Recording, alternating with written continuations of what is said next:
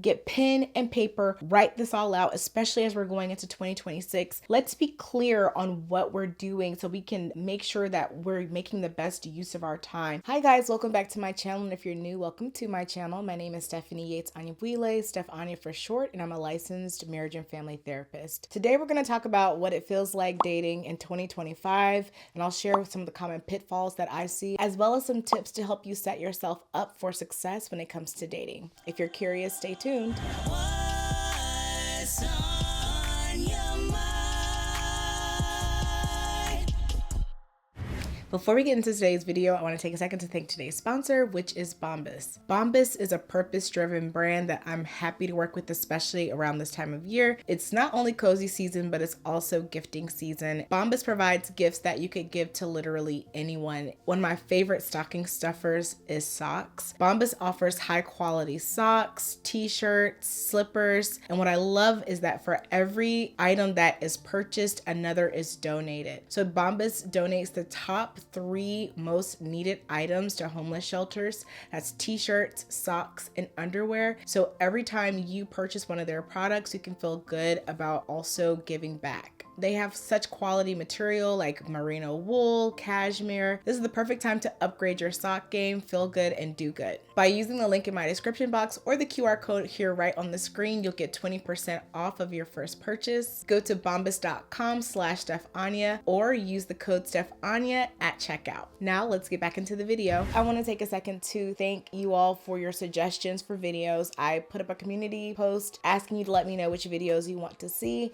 The number 1 video was Ali and Anton, which that video is already up. And now the second most requested video was a commentary on dating. What I'm finding is that for a lot of my clients who are in the phase of their life where they're dating, which is a lot of my clients, and I'm talking about across generations. I have clients who are still in their late teens all the way to clients in their 60s who are still looking to find a partner or trying to decide if they want to be partnered. For a lot of them, it feels like a full-time job. Dating shouldn't feel like that, but the reality is that we've created that sort of atmosphere when it comes to dating. Between algorithms, endless apps, and ghosting, situationships, it's a lot for anyone to handle. And for a lot of people, that's what brings them into therapy. So here are some of the things that I have seen that can contribute to the issues that I see arising for a lot of people. And we can even see it in pop culture with popular shows like Pop the Balloon, or if you watch Love is Blind, Love Island. A lot of these shows illuminate the constant things that I'm talking about in session with my clients when it comes to dating and really getting out of our own way. I'll warn you that some of you might completely disagree with what I'm saying, and that's okay. I think dating is extremely personal. It's very value-based, and there are going to be some things that just hit a nerve and feel like they don't align with your values, and that is totally okay. This is just my perspective and my work where I've seen both the most issues as well as the path to success for a lot of my clients. Let's start with the current state of dating and why it feels so hard. There has been a lot of discussion about whether or not dating is easier or harder now. I was around for the rise of dating through apps. At first, it was so exciting to think about the fact that there could be someone that you're walking past at the grocery store, or someone you go to school with that you wouldn't even know is single or looking to date, or you wouldn't realize you guys have so many things in common. But I think that with oversaturation in the market, we have gotten to a point where I do believe dating today is probably harder than it was, let's say 30, 40 years ago, because now we have so much access, and with access comes comparison. So the first thing is that I think dating feels really hard right now simply because of choice overload. You are inundated with people that you find attractive and people that you do technically have immediate access to. It's not like how it used to be where you had access only to maybe the people in your school or the people in your neighborhood, right? Someone that you come across at the gym. It's not as simple as that anymore. Now you're looking at people that could be 20, 30 miles away, some people in a whole different state. And that person now feels a lot more accessible. You don't have to get someone's phone number to talk to them anymore. All you have to do is both be on the same app and you can start messaging. And so that choice overload makes it a lot more difficult sometimes to quiet the noise when it comes to the selection process of what is really important to you, because lifestyle factors like how close we live, how similar our lifestyles are, those things actually are important and they can get lost. Back in the day when you met somebody at church, obviously we're probably living in the same town, we have the same religion, we're clearly going to some of the same extracurricular activities at this church. So that in and of itself is going to give you a plethora of things that could help set a relationship up for success that we no longer have as top of mind anymore. People are mistaking options for good opportunities. And just because you have the option to reach out to someone doesn't necessarily mean that it's best that you do. Now we've got to talk about the algorithms, right? So I am going to be focusing a lot on dating apps because I do believe that a vast majority of people who are dating at this point are utilizing dating apps in some capacity. And I do not think that is a bad thing. I'm not here to speak down on dating apps. I don't think that dating apps in and of themselves are bad. I just think that there are things we need to be careful about when we're approaching dating in any way. Recognize that you might be using the app in a way that is not getting you closer to your goal of long-term partnership. So when we talk about the algorithm, we're really talking about algorithm fatigue, because when you think about the apps and we look at the algorithms, whether we're talking about YouTube, TikTok, any algorithm is going to prioritize engagement over connection. So the system rewards swiping more than selecting, because if you select someone and you move forward, one of the first things you do when you start getting serious with someone is you mutually agree to delete your apps. So what does that mean for that dating app in and of itself is that that's two less people that are utilizing the app. The priority is typically going to be keeping people engaged with the app, so you get a bit of that algorithm fatigue. I actually have a client who was talking to me recently about Facebook dating, and this client was saying that they have had a history of dating people of a certain demographic, specifically people that they find very attractive but have found that they are not really closely aligned with. On Facebook dating, you know how Meta's algorithm works. I mean, it has narrowed it down to that is the only kind of person they even see. It's really about just who they have swiped on in the past and just putting more and more people in front of them that look like those people that they have been hooking up with in the past. So keeping that in mind as well with the algorithms is that sometimes they can get in the way of you actually finding your person, because they're just pushing to you the people that are going to keep you swiping and engaged. The next reason why dating feels really hard right now is the rise of really quick dating. We have this fast pace that we expect with everything these days. There's a certain instant gratification that we expect. It's like fast food. We go through the drive-through now. We don't have to wait to cook meals or get the right groceries or learn recipes. Why do that? If I'm hungry, I'm just going to go through a drive-through, and it's kind of like that when it comes to dating. We expect immediate chemistry, and this is something that I'm constantly working with my clients on. They're looking for that initial spark right away. They're like, if I don't have that spark, then I know it's not going to be there. Even with the first kiss, if they don't have that feeling of wanting to pop their foot on a first kiss, we do allow media depictions and what we see even on social media to impact our beliefs or expectations around what it should feel like with dating. But the reality is that you can have compatibility with someone before you can feel that chemistry. And when I talk about compatibility, I'm talking about, do we have similar life goals or values? Do we have similar lifestyles? What are our beliefs? How do we view relationships and their significance in our life? How do we view family? There are so many things that are really, really important. I would say arguably more important than chemistry while you're trying to decide whether or not to get to know someone better. But what ends up happening is that when we don't feel that initial spark, we ghost. I would almost consider this an epidemic right now with the current state of dating, is that we've lost the art of having important conversations. Even if you see yourself in a position where you are no longer finding yourself interested in someone, or you don't see the possibility of a future with them, I think it's absolutely fair to have a conversation with them. Now, this is where I get a lot of pushback. People will say, I don't owe them a conversation, and that's right, you don't owe them anything. It's a kindness, because in a lot of situations, you have people who are doing the same thing over and over again while dating, but they don't even realize that this is something that they're doing. And it's something that if they knew about, it might be easy to improve. Or it might be something that would let them know that this is just who I am, and it's good to know that it didn't work for you, because I do believe that there's somebody out there that this would work for. What is happening is we're just constantly hurting each other and creating this atmosphere of everyone's coming into relationships with so many defense mechanisms up. We're trying to protect ourselves from continuously getting hurt. We need to be able to communicate these things. Being clear and communicating also helps us to articulate our own needs to ourselves, because what I see is that a lot of people go into dating and they're unclear on what they want, and because they never journal about it, they don't talk to their therapist about it, they don't talk to family and friends, and they definitely aren't talking to the person they're dating about it, they really don't gain clarity on what it is that they want. A lot of times, just by simply talking, we can fill in the gaps and, oh, maybe that's why I feel this way. And so sometimes by just talking, you can get the answers that you need. The culture of ghosting is really creating an environment that makes it difficult for most people to date. You're just thinking about yourself in that moment of, I don't really feel like having this uncomfortable conversation, I don't owe them anything, and now they're walking away hurt and hurting the next person, and you're not developing your communication skills so that when you do get with your person, you're able to actually talk through things with them. Because sometimes you're missing out on a really great partner because you're simply afraid to speak up. And I do think that the pandemic has been a huge impact on dating as well, because what I'm seeing is that people are wanting deeper connection, they're wanting vulnerability, but they're using tools that are built for convenience, not intimacy. And so you have to be willing to have an in-person conversation, bare minimum FaceTime. Vulnerability is about risk, but the reason we talk about vulnerability as a strength, when you give someone that ability to hurt you, you're also giving them the ability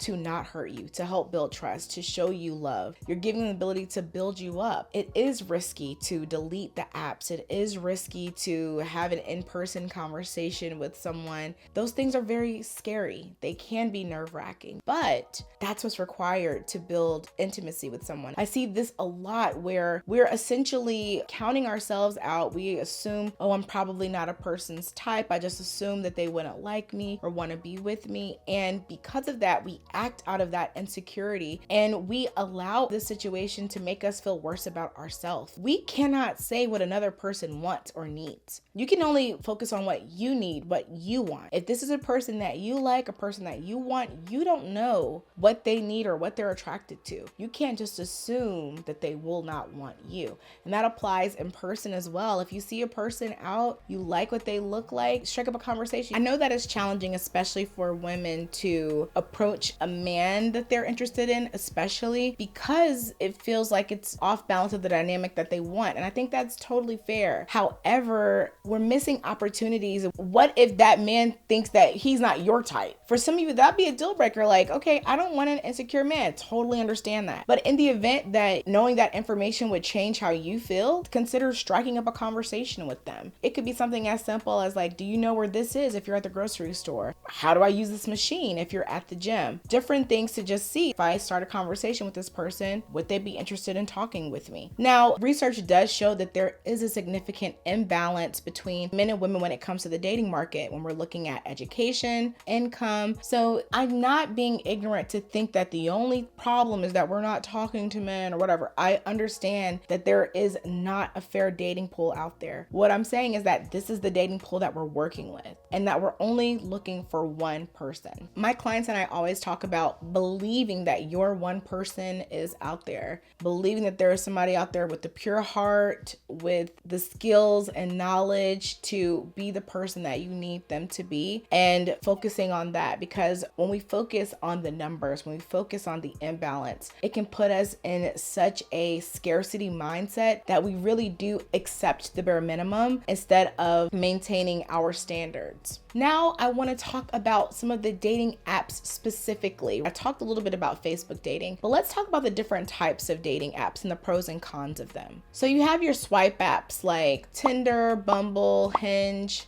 The pros is that there's a huge pool, it's fast and easy. And it's really good for beginners, especially people who are like easing back into dating. Maybe you're divorced, maybe you've been in a long-term relationship, maybe you're widower, and you're trying to get back into dating. These are super simple apps to take advantage of. But some of the cons is that they're visual first, which encourages snap judgments about how much you like a person based off of a single photo in most instances. They essentially reward short-term interactions. And of course, all of that is going to lead into high burnout. When we're talking about swipe apps, they're really good for people who have strong boundary skills. So if you're good with, okay, if this person sends me an inappropriate picture, I'm not talking to them anymore. Or if this person starts talking about sex too soon, I'm not talking to them anymore. If this person's talking to me for 3-4 days and is not inquiring about my phone number or asking me on a date, I'm not talking to them anymore. I think swipe apps can work really well for you because you won't get lost in a sea of ineligible candidates. It's also good for people who don't take rejection too personally. That's the other thing, is that being on the apps themselves can lead to rejection trauma. And so we're going into relationships with a lesser view of ourselves because we're saying, wow, all these people rejected me. All these people swiped left on me. And now when somebody does reach out, we're questioning why. What made you interested in me? Even if we don't say that aloud, this is something that I see with my clients, is that they're actually questioning, like,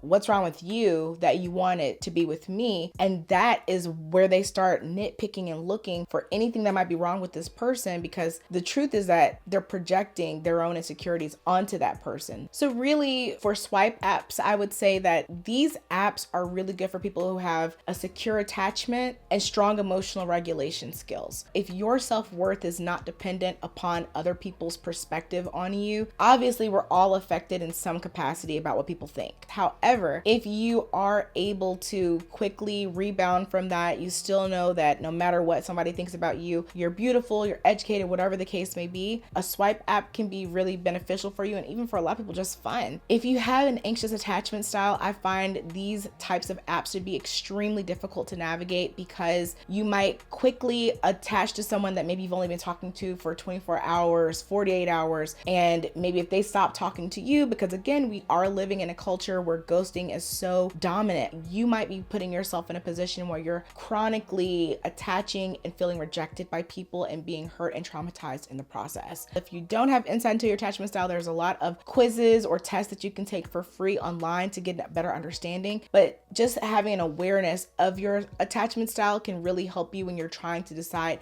the best apps for you. Then you have what I would consider to be like intentionality apps, where Hinge falls into this category as well. Some of you might know about Coffee Meets Bagel. With these kind of apps, they're more curated and they are trying to establish more of a conversation. There's less volume typically, so you get a little bit less overwhelmed, less likely to burn out. The cons with these kind of apps is that obviously anybody can get on them. So you can come on saying that you're being intentional, but still see people who are being very inconsistent. However, I do believe that if we're going to compare these kind of apps to an app like Tinder, you're going to see a lot more people who are simply looking to hook up. They're not looking for anything serious. I think you're going to get less of that on these apps. I know that's not always the experience. And I would say Hinge, especially within the last few years, I've heard a lot different experiences than when it first came out. But I do think that it's probably a better option over something like Tinder. Now, I truly believe you can meet your partner anywhere. Like the mailman could be the love of your life. It's not that it's not possible to meet somebody on Tinder and they end up becoming the love of your life. It's just, I would say, less likely because it is an app where a lot of the volume is going to be people who are not looking for anything serious, which is okay. But if you are looking for something serious, I think these kind of apps are a little bit better for it. The intentionality apps work really well for people who like structure. These are the people who, if you're going to be on those apps, you should be prepared to go on dates, to talk about the future, to talk about your past, open up. If you're the kind of person who, likes to hold your cards closer to your chest until you know someone better, these might not be the apps for you, because your page, when they're asking you, what are you looking for? You should be very honest about what you're looking for. I find a lot of times we try to make ourselves as choosy usable as possible, which sounds good on the surface, but you will attract a wider net of people, but they might not all be people who you actually can build with. And also, it's not a true representation of who you are. So sometimes you can only keep a facade up so long. Like, I'll see clients who put on their profiles loves to cook. They don't love to cook, but they know that sounds good, right? So like, we'll go through it together.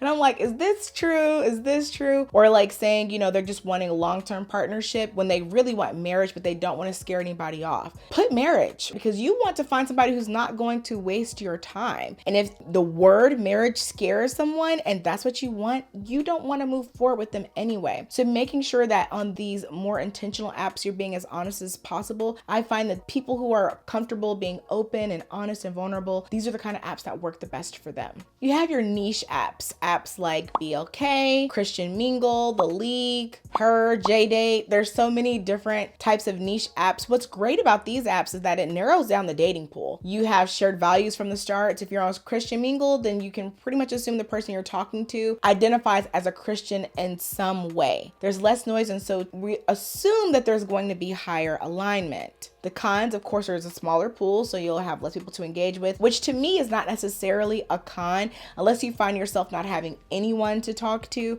I think a smaller pool can be great because I believe that limitless options are one of the primary barriers to dating these days, even though it seems on the surface like it would be a benefit. Another con is that you'll have people who believe that they are more aligned than they really are, because a person might identify as Christian, but what they're really wanting is like a Christian partner, even though they might not have Christian values. Or you might have a person on there because they are looking for someone that they can date that's in their same economic status, but what they're really looking for is someone who's like a little bit above them. Maybe let's say you have an influencer who makes a certain amount and they're trying to date celebrities who make more than them. As the celebrity, you might be the person that's kind of frustrated with the dating pool because you're looking for someone at your same level. I'm not saying that celebrities are better than influencers, but I do believe they live very different lifestyles. And so it can be challenging to find someone who you are in alignment with, but it could narrow the dating pool to a point where you can at least find people who are more closely aligned with, but you have the risk of trying to build a connection based off a checkbox, but there might not actually be chemistry or compatibility there. Then we've got like the slow dating or value-based apps, things like eHarmony, Match.com. These are like the old school apps. When dating online first happened, these are the apps that people are on, right? And you were on your computer, you were typing, you weren't on your phone, like just scrolling while you're waiting for your food to come out. It was like, okay, this is your time to get on here and find somebody.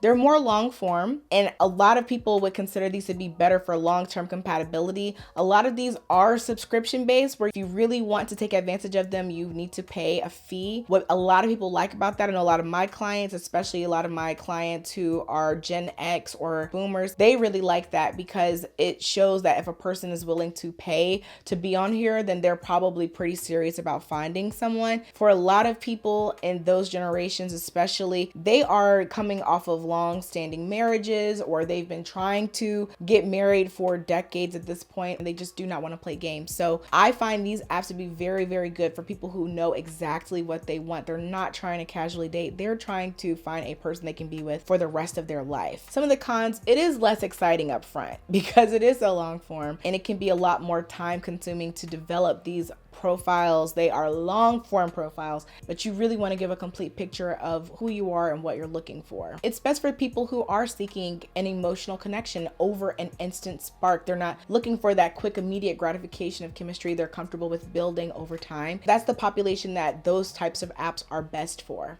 The thing that you have to keep in mind, like I said, I believe every app works. I know every app works. I could ask you all in the comments to share where you met your long-term partner, husband, wife. We could probably have a representation from every single app. As a matter of fact, please do that. If you have had success on one of these apps, please in the comments share about your experience. That way people are looking to have a similar experience. Please share your tips, what sort of things you did, or if you feel like it was just simply luck that you found your partner. I think that would be something interesting to kind of provide each other with some support in the comments. And now I just want to talk about some of the top keys to successfully dating. And I'll keep it simple. The first one I want to talk about is regulating before you try to relate to someone. Our nervous system picks partners, right? The problem with that is that sometimes our nervous nervous system is just looking for what is familiar. So we find ourselves attracted to chaos, to drama, and we interpret that as a spark, as chemistry. I'm thinking about them, but what you really are feeling is insecure in the relationship.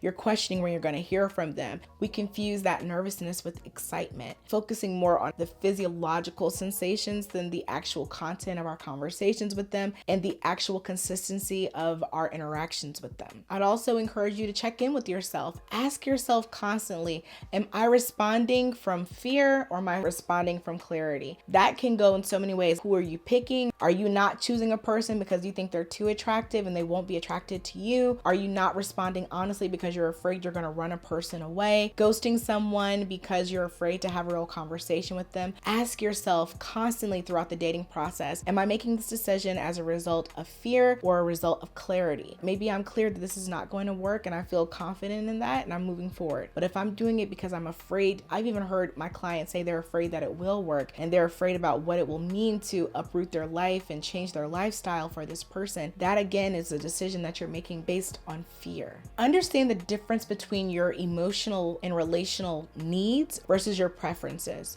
For example, maybe you prefer someone who is a certain height. That's valid. That's your preference and you want to be physically attracted to your partner. That's important to you. That's okay. However, maybe if you really deep dive, it's not that you need them to be over 6 feet. Maybe you just need them to be taller than you when you're wearing heels. That might be 5'8", 5'9". But what that person is providing you with is they're consistent or reaching out to you. They assure you about the relationship. They're comfortable loving you in your love language. They find pleasure in making you happy. Those things probably outweigh some of those physical attributes that'll make us immediately write somebody off. And I know it sounds silly, but if you even look at these shows, it shows you that people are making real life decisions based off of these when you think about the insignificance of a person's height, for example, on your lifestyle with them, your overall life together, it does have a very minimal impact because height is something you get used to. Maybe originally you're super excited about them being over 6 feet tall, but after a while,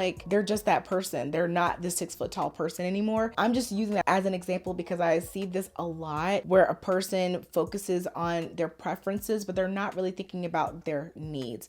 I do completely understand the importance of attraction. I'm not saying that you shouldn't be attracted to the person, but I do see a lot where they find the person attractive, they like the way they dress, they like their swag, their confidence, and they're able to emotionally support them. However, they're maybe 3-4 inches shorter than their preference. Really, really reflect on that and ask yourself, is it other people you're concerned about? Are you worried more about what other people are going to think about you being with this person?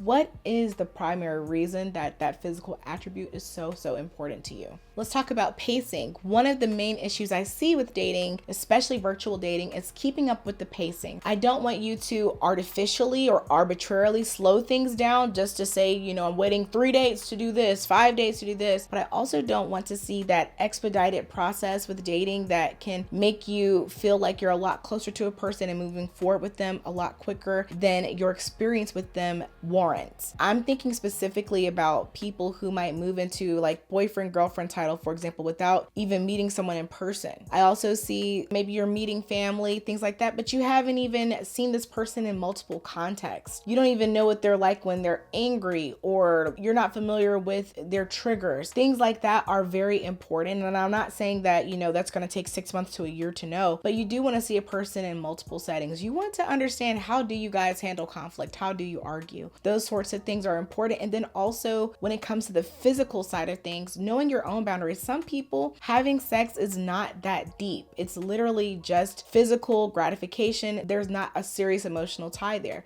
But for some people, every time they have sex with someone, they feel like they're losing a piece of their self. So if you know that about yourself and you feel that if I'm having sex with them, this is my sacrifice for the relationship, this is me giving something to the relationship to keep their attention, that's a risk. I would encourage you not to have sex until you're confident that even if this relationship was to end in a week, that it would not feel like a waste of, how we call it, a body. If you feel like, hey, at this point I feel super secure in this relationship, I feel like having sex is going to add to my experience or my clarity about this relationship, I want to be able to have sex with this person for XYZ reason, and it's not just to keep their attention, I think that is a solid way to really understand the pacing of the relationship and how much sense it makes for where you're at. When you think about dating, think about a dating strategy and plan. How much time each day are you willing to dedicate to dating, right? Whether that be outreach on dating apps or responses to dating apps, whether that's going on actual dates, whether that's follow-up conversations with someone once you've been dating, we're talking on the phone. Understand what your dating strategy is. How much time are you actually willing to invest in this part of your life? If you're very busy, it might be a lot for you to dedicate 2-3 hours to talking on the phone with someone, especially if it feels like you keep going into the cycle of doing this, and then every 2-3 weeks you're no longer talking to that person. Now you invested all of this time. So making sure that you're still balancing dating with the rest of your life. You don't want to be in a position where you're cutting off your friends, you're cutting off your family for someone that you've only been talking to for 2 weeks,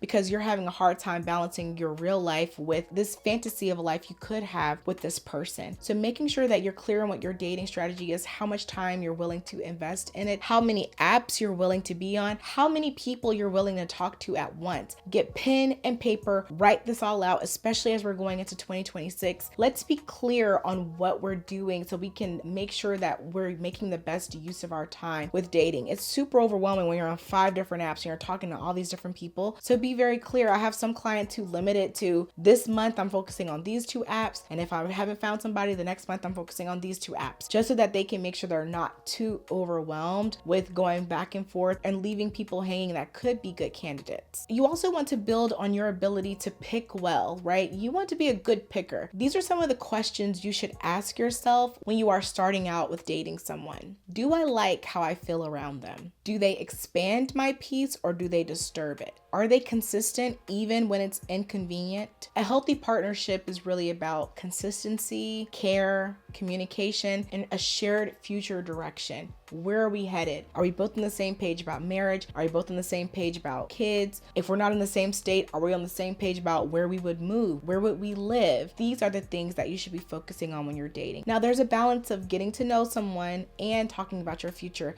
but don't get so lost in the getting to know someone or just having someone to talk to, yet you're scared to even talk about your future with them. That shows you right there that there's either something wrong with your communication or the relationship itself. So in conclusion, dating itself in 2025 can be very, very challenging. Not because people are worse necessarily, but I think the tools that we have really can make dating very overwhelming and confusing. We lose sight of what we're wanting. But as long as we focus on self-awareness, pacing, clarity, we can help put ourselves in positions to find the best partners for us. Those are my thoughts on dating today. If you have more things you'd like me to talk about or questions about dating, let me know. I love your suggestions and really, really appreciate your engagement on these videos. You really don't know how much that helps the channel. I ask that you like this video, subscribe to my channel. Also share this with anyone else that you think might find it valuable or helpful. And thanks again to Bombas for sponsoring a portion of today's video. Please use the link in my description box or the QR code right here on the screen to get 20% off of your first purchase. I appreciate you for watching this video all the way until the end. You didn't have to, but the fact that you did helps me out so much. So thank you, thank you, thank you.